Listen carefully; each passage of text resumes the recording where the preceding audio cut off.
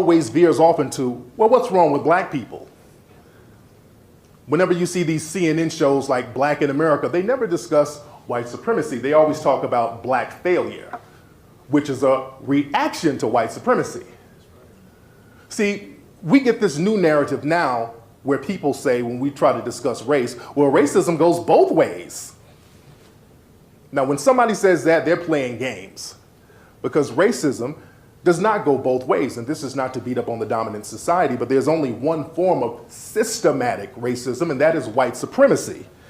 Now, that's very dangerous to say that to a certain degree, because the dominant society, they don't want to admit that because that's going to make them uncomfortable.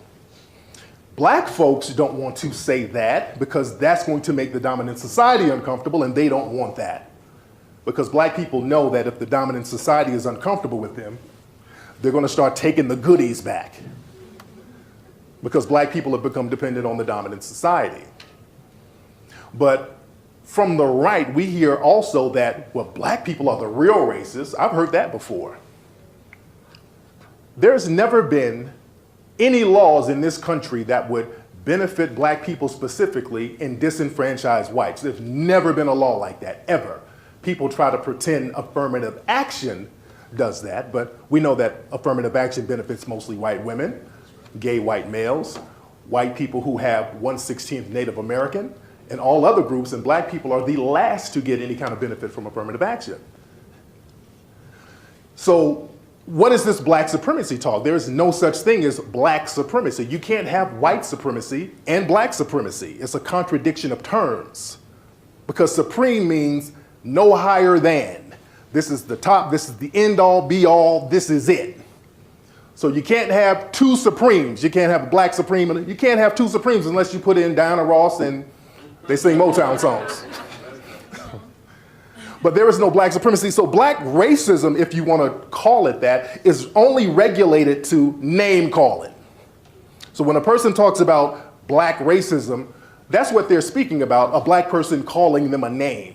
And that's not racism, because you, if you're in the dominant society, you have a system of white supremacy that will protect you from that black person if they call you too many names.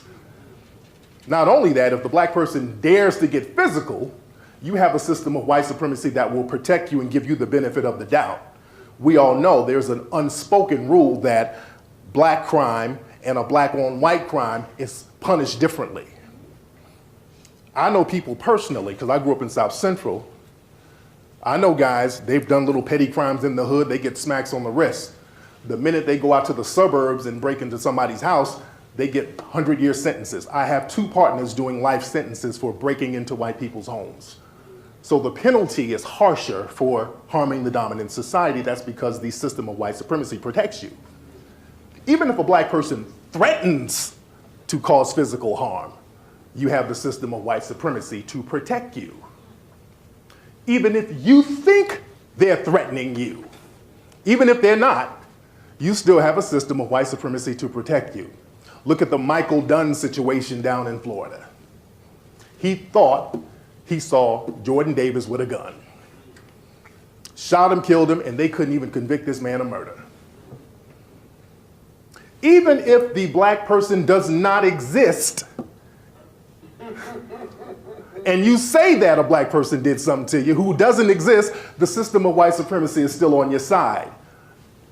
Throughout history, there's a long history of people making up the black man raped me stories.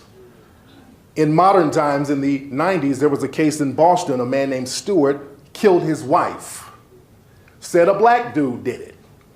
Police in Boston started rounding up brothers all over the place.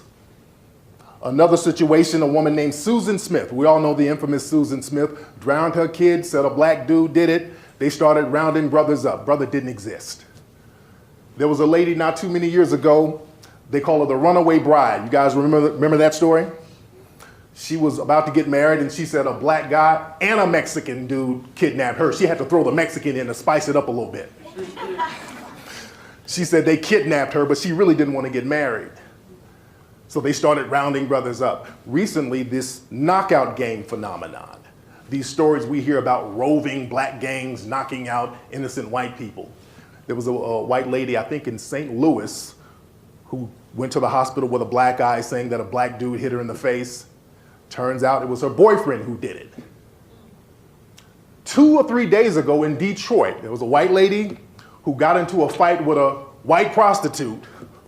Don't ask why, I don't know. It's a real weird story, but she said that a black dude beat her up. But they found the surveillance footage of her getting beat up by a white prostitute. This happened a few days ago. So this phenomenon just keeps happening over and over again because the system of white supremacy will protect you from any kind of black threat. So this is why I say there is no black supremacy, because white supremacy protects you from so-called black supremacy. And the thing is, a lot of black people assume that white supremacy is this aggressive thing. And that's the trick, because a lot of black people think just because a person in the dominant society is being nice to them, that they're not practicing white supremacy.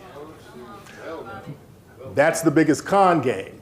Because see, they learned in the 1960s, if we keep bashing black people in the head and sicking dogs on them, that kind of wakes them up a little bit. That makes them band together.